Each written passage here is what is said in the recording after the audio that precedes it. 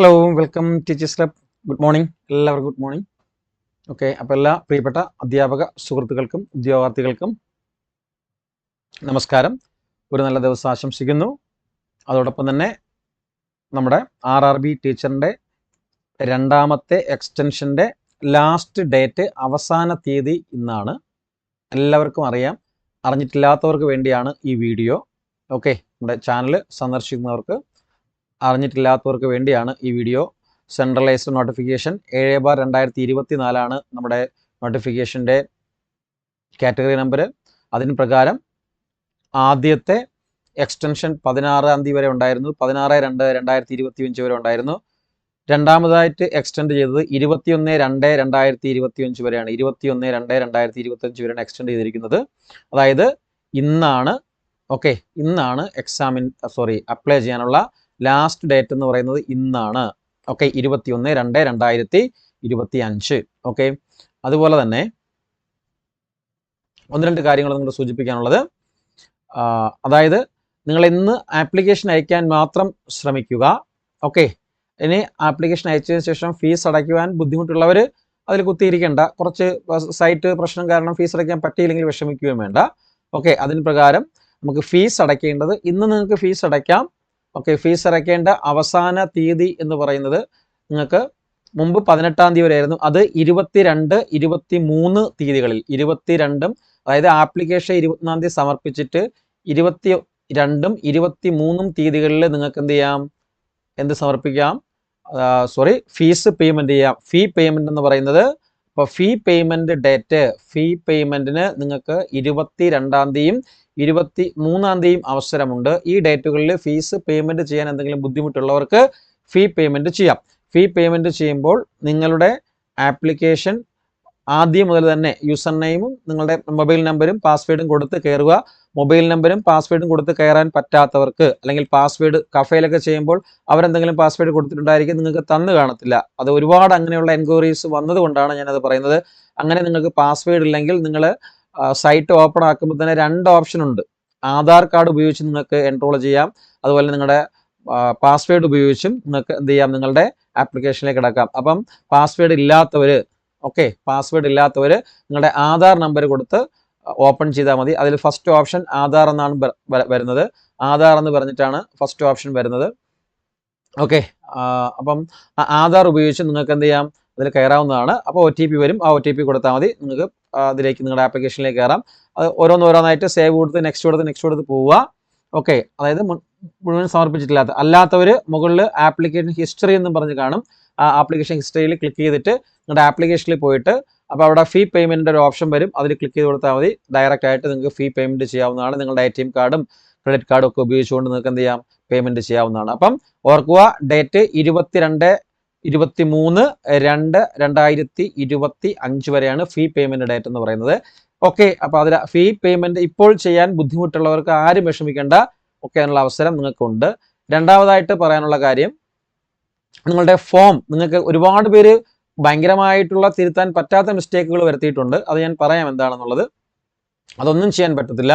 അതായത് അവരെ നിങ്ങളുടെ എല്ലാവരോടും നോട്ടിഫിക്കേഷൻ ഞാൻ വേണ്ടവർക്ക് അയച്ചു കൊടുത്തിട്ടുണ്ട്, അല്ലാത്തവരോട് ഡൗൺലോഡ് ചെയ്യാനുള്ള ഓപ്ഷൻസ് കൊടുത്തിട്ടുണ്ട്.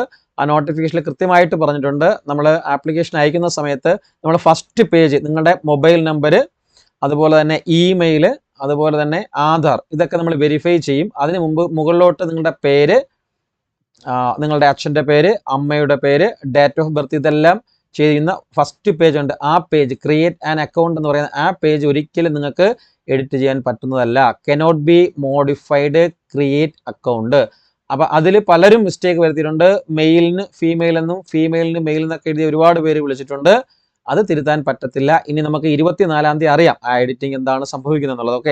ഓക്കെ, അവരും വിഷമിക്കേണ്ട, ചിലപ്പോൾ ഓപ്ഷൻ തരും. ഓക്കെ, അപ്പം ഇപ്പം നിലവിൽ പറഞ്ഞിരിക്കുന്ന അനുസരിച്ച് ഫസ്റ്റ് പേജ് മോഡിഫൈ ചെയ്യാൻ പറ്റത്തില്ല. ബാക്കിയുള്ള പേജ് നമുക്ക് എന്ത് ചെയ്യാം, എഡിറ്റ് ചെയ്യാൻ പറ്റും. നിങ്ങൾ നോൺ ക്രിമിലിയർ അപ്ലോഡ് ചെയ്തിട്ടില്ലെങ്കിൽ അപ്ലോഡ് ചെയ്യാനുള്ള അവസരം ഉണ്ടാകും. കാസ്റ്റ് സർട്ടിഫിക്കറ്റ് അപ്ലോഡ് ചെയ്തിട്ടില്ലെങ്കിൽ അപ്ലോഡ് ചെയ്യാനുള്ള അവസരം ഉണ്ടാകും. ഓക്കെ, അപ്പോൾ അങ്ങനെയുള്ള എഡിറ്റ് ചെയ്യാനുള്ള അവസരങ്ങൾ ഉണ്ടാകും. ഓക്കെ, അതുപോലെ തന്നെ മുൻ നോട്ടിഫിക്കേഷൻ ഇപ്പോൾ രണ്ടാമത് വന്ന കുറിയാണ്ടത്തിൽ പറഞ്ഞിരിക്കുന്നത്, ആദ്യം വന്നതിൽ നമുക്ക് ഡേറ്റ് മോഡിഫൈ ചെയ്യുന്നതിന് ആപ്ലിക്കേഷന് ഫീ ഉണ്ടായിരുന്നു.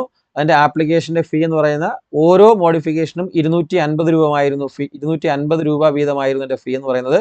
ഇപ്പോൾ date and time of modification window of modifications in the application form including applied RRB without payment of modification fee. Okay, അതായത് പേയ്മെന്റ് ഇല്ലാതെ, അതായത് നിങ്ങൾക്ക് ഈ വരുന്ന 24 തീയതി മുതൽ 24 മുതൽ 24 മുതൽ, അതായത് ആപ്ലിക്കേഷൻ ഫീ അടയ്ക്കാനുള്ളത് 22ഉം 23ഉമാണ്.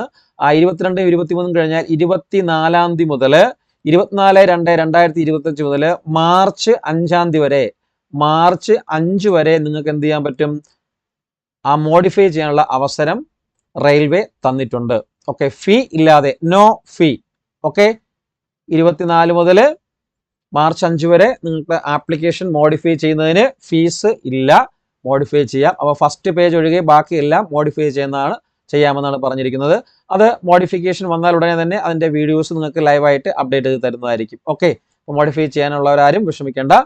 ഓക്കെ, അടുത്തത് date and time of modification window of correction in the application form with payment of modification. ഇനി 5 തീയതി വരെ നിങ്ങൾ 5 തീയതി വരെയുള്ള ടൈമിൽ നിങ്ങൾ മോഡിഫൈ ചെയ്യാൻ വിട്ടുപോയി, എന്തെങ്കിലും ഇഷ്യൂസ് വന്നു അല്ലെങ്കിൽ തിരക്കായിപ്പോയി, മോഡിഫൈ ചെയ്യാൻ പറ്റിയില്ല. 5 തീയതിക്ക് ശേഷവും ടൈമുണ്ട്. 6 തീയതി മുതൽ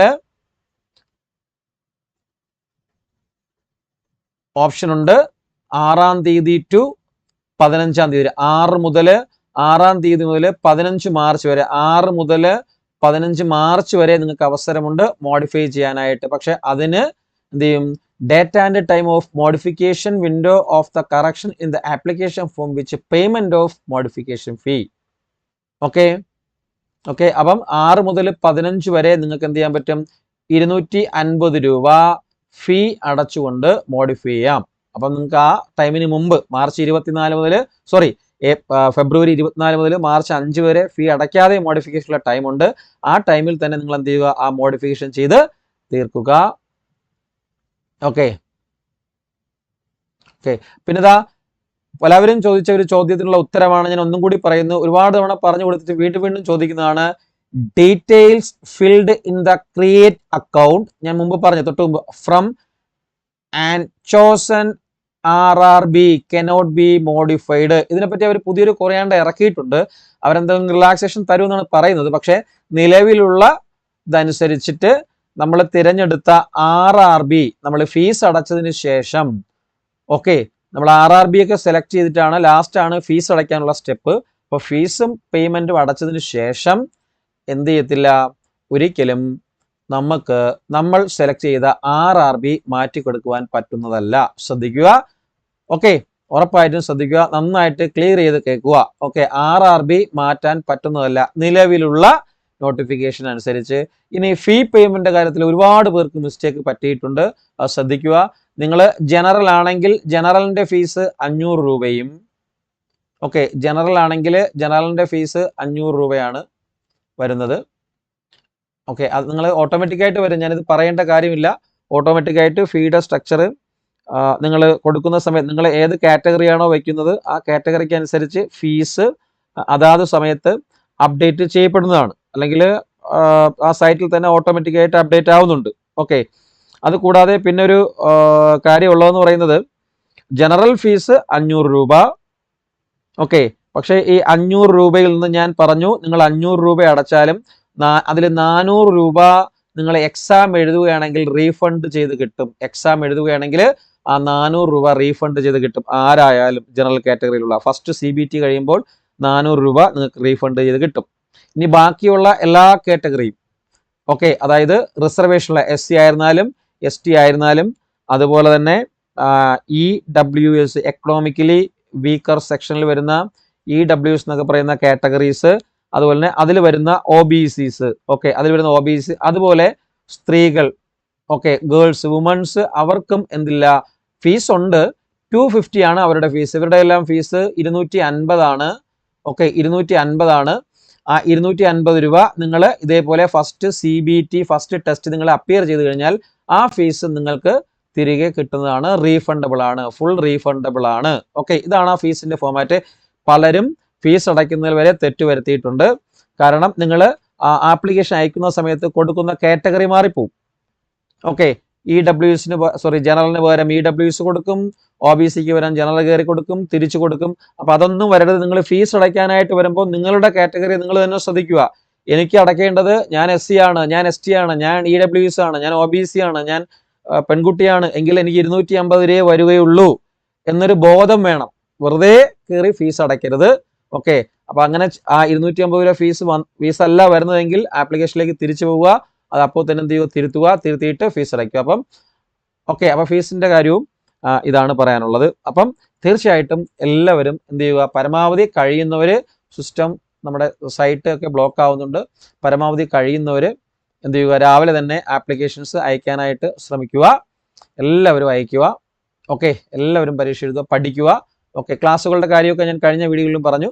നമ്മുടെ ക്ലാസ്സുകളൊക്കെ അറേഞ്ച് ചെയ്തിട്ടുണ്ട്. നിങ്ങൾക്ക് RRBയുടെ ക്ലാസ്സും അറേഞ്ച് ചെയ്തിട്ടുണ്ട്. അപ്പോൾ RRBയുടെ ക്ലാസ്സിൽ ജോയിൻ ചെയ്യുന്നതിന് വേണ്ടിയിട്ട് 599 രൂപയാണ് ഫീ എന്ന് പറയുന്നത്. നമ്മുടെ ക്ലാസ്സിൻ്റെ ഫീ 2000 റുപ്പിയാണ് നോർമൽ ഫീ. അത് നമ്മൾ 50% റിഡക്ഷൻ ഇട്ട് തരുകയാണ്.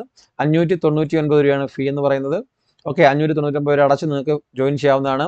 താഴെ സ്ക്രോൾ ചെയ്യുന്ന പോകുന്ന നമ്പറിൽ വിളിക്കുകയോ അല്ലെങ്കിൽ നമ്മുടെ ഡിസ്ക്രിപ്ഷൻ ബോക്സിൽ നമ്മുടെ വാട്സപ്പ് ഗ്രൂപ്പിൻ്റെ നമ്പറുണ്ട്, അതിലേക്ക് നിങ്ങൾ ജോയിൻ ചെയ്താലും മതി. അല്ലെങ്കിൽ ഈ നമ്പർ 77 36 75 0473 എന്ന് പറയുന്ന നമ്പറിലേക്ക് നിങ്ങൾ വാട്സപ്പ് മെസ്സേജ് അയക്കുക. ഇനി പ്രധാനമായിട്ടും പറയാനുള്ള കാര്യം, ദയവ് ചെയ്ത് നിങ്ങൾ നാളെ ആപ്ലിക്കേഷൻ അയക്കാൻ പോകുന്ന സമയത്ത് എന്തെങ്കിലും ഡൗട്ട്സ് വരികയാണെങ്കിൽ വിളിച്ചാൽ ഭയങ്കര ബിസി, നിങ്ങൾക്ക് ഇന്ന് പലർക്ക് കോൾ കിട്ടിയിട്ടില്ല, നിങ്ങൾ ഒരുപാട് ഇഷ്യൂസ് ഉണ്ട്, നിങ്ങൾ വാട്സപ്പ് വഴി മെസ്സേജ് അയക്കുക. ഈ നമ്പറിൽ വാട്സപ്പ് അയച്ചു കഴിഞ്ഞാലും കേട്ടോ, ഈ നമ്പറിൽ വാട്സപ്പ് അയച്ചു കഴിഞ്ഞാൽ പെട്ടെന്ന് നിങ്ങൾക്ക് റിപ്ലൈ കിട്ടുന്നതായിരിക്കും. ഓക്കെ, വിളിച്ചാൽ കിട്ടിയില്ലെങ്കിൽ ഉടനെ തന്നെ വാട്സപ്പ് വഴി മെസ്സേജ് അയക്കുക. ഓക്കെ, എനിവേ എന്തായാലും എല്ലാവരും അയക്കുക. പിന്നെ ബാക്കിയുള്ള HSA, നമ്മുടെ കേരള PSCയുടെ HSA natural science, physical science, LP-UP long term, LP-UP interview, ഇതിൻ്റെയൊക്കെ ക്ലാസ് നിലവിലുണ്ട്, സ്റ്റാർട്ട് ചെയ്തിട്ടുണ്ട്. വളരെ കുറഞ്ഞ ഫീസാണ്. ഓക്കെ, അതായത് റിഡക്ഷനുള്ള ഫീസാണ്. അപ്പോൾ നിങ്ങൾക്ക് കോൺടാക്ട് ചെയ്ത് കഴിഞ്ഞാൽ അതിൻ്റെ ഡീറ്റെയിൽസ് കാര്യങ്ങളൊക്കെ കിട്ടുന്നതാണ്. അല്ലെങ്കിൽ മറ്റു വീഡിയോകളിൽ ഇത് അപ്ലോഡ് ചെയ്തിട്ടുണ്ട്, അപ്ഡേറ്റ് ചെയ്തിട്ടുണ്ട്. HSAയുടെ ഫീസ് എന്ന് പറയുന്നത് 999 ആണ്. 2500 രൂപയ്ക്ക് പകരം 999 ആണ്. LP-UP ഫ്രീ കോഴ്സാണ്, ലോങ് ടേം 2 വർഷമുള്ള കോഴ്സ്. വെറും അഡ്മിഷൻ ഫീസ് മാത്രമാണ് 299 എന്ന് പറയുന്നത്. LP-UP ഇൻ്റർവ്യൂ എന്ന് പറയുന്നത് 499 എന്ന് പറയുന്ന ഫീ ആണ്. ഓക്കെ, ഇതാണ്. അപ്പം താല്പര്യമുള്ളവരൊക്കെ അതിലും ജോയിൻ ചെയ്യാം. ഓക്കെ, അപ്പോൾ എല്ലാവരും എത്രയും പെട്ടെന്ന് പോയിട്ട് എന്ത് ചെയ്യുക, ആപ്ലിക്കേഷൻ അയക്കുക. ഓക്കെ, കാപ്പിയൊന്നും കുടിക്കാൻ നിൽക്കേണ്ട. പെട്ടെന്ന് നിങ്ങളെ പരിചയത്തിലുള്ള കമ്പ്യൂട്ടർ സെൻ്ററോ കാര്യങ്ങളൊക്കെ തുറന്നിട്ട് പെട്ടെന്ന് പോയി എന്ത് ചെയ്യുക, ഒരു പ്രൈം ടൈം ആകുന്നതിന് മുമ്പ് അപ്ലൈ ചെയ്യാനുള്ള അവസരം ഉണ്ടാക്കുക. അതുപോലെ തന്നെ ചാനൽ കാണുന്നവർ, സന്ദർശിക്കുന്നവർ എല്ലാവരും തന്നെ സംശയങ്ങളുണ്ടെങ്കിൽ എന്ത് ചെയ്യുക, നിങ്ങളുടെ കമൻറ്റ് സെക്ഷനിലൂടെയോ വാട്സപ്പിലൂടെയോ കോളിലൂടെയോ അറിയിക്കുക, ചോദിക്കുക. പരമാവധി എല്ലാ സംശയങ്ങൾക്കും നിങ്ങൾക്ക് നിവാരണം നടത്തുന്നതായിരിക്കും. നമുക്ക് RRBയിൽ നിന്ന് ലഭിക്കുന്ന വിവരങ്ങളനുസരിച്ച് പരമാവധി സംശയങ്ങൾ തീർക്കുന്നതായിരിക്കും. അതുപോലെ തന്നെ എല്ലാവരും ഷെയർ ചെയ്യുകയും, അതുപോലെ നമ്മുടെ ചാനൽ ഇനി മുന്നോട്ടുള്ള അപ്ഡേറ്റ്സിന് വേണ്ടി, വരാൻ പോകുന്ന എക്സാമുകളുടെ മുന്നോട്ടുള്ള അപ്ഡേറ്റ്സിന് വേണ്ടി, ക്ലാസ് ഫ്രീ ആൻഡ് പെയ്ഡ് ക്ലാസ്സുകൾക്ക് വേണ്ടി എന്ത് ചെയ്യുക, ചാനൽ സബ്സ്ക്രൈബ് ചെയ്യുക. അതുപോലെ തന്നെ നിങ്ങൾക്ക് ഇനി വരാൻ പോകുന്ന KVS പോലുള്ള കേന്ദ്ര വിദ്യാലയ സംഘടന പോലുള്ള എക്സാമിൻ്റെ അടുത്ത ദിവസങ്ങൾ അപ്ഡേഷൻസ് വന്നിട്ടുണ്ട്. ഓക്കെ, അപ്പോൾ അതിൻ്റെ കാര്യങ്ങൾ, ആ വീഡിയോസുമായിട്ട് ബന്ധപ്പെട്ടുള്ള കാര്യങ്ങൾ അടുത്ത ദിവസങ്ങളിൽ തന്നെ ഉടൻ തന്നെ അപ്ഡേറ്റ്, അല്ലെങ്കിൽ ഇന്ന് തന്നെ അപ്ഡേറ്റ് ചെയ്യുന്നതായിരിക്കും. ഓക്കെ, അപ്പോൾ അതൊക്കെ ലഭിക്കുന്നതിന് വേണ്ടിയിട്ട് നിങ്ങൾ ചാനൽ സബ്സ്ക്രൈബ് ചെയ്ത് നോട്ടിഫിക്കേഷൻ ഓണാക്കി വെക്കുക. ഓക്കെ, ഇതിൽ അപ്ലൈ ചെയ്യാൻ പറ്റാത്തവർക്ക് എന്ത് ചെയ്യാം, സീറ്റ് ഉള്ളവർക്കും സീറ്റ് ഇല്ലാത്തവർക്കൊക്കെ നമുക്ക് നെക്സ്റ്റ് എക്സാമിന് അപ്ലൈ ചെയ്യാം. ഓക്കെ, അപ്പോൾ എല്ലാവരും ചാനൽ എന്ത് ചെയ്യുക, സബ്സ്ക്രൈബ് ചെയ്യുക. Okay, thank you.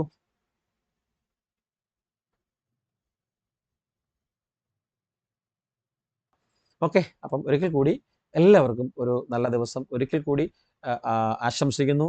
എല്ലാവർക്കും അപ്ലൈ ചെയ്യാൻ കഴിയട്ടെ എന്ന് ആശംസിക്കുന്നു. Thank you. ജയ് ഹിന്ദ്.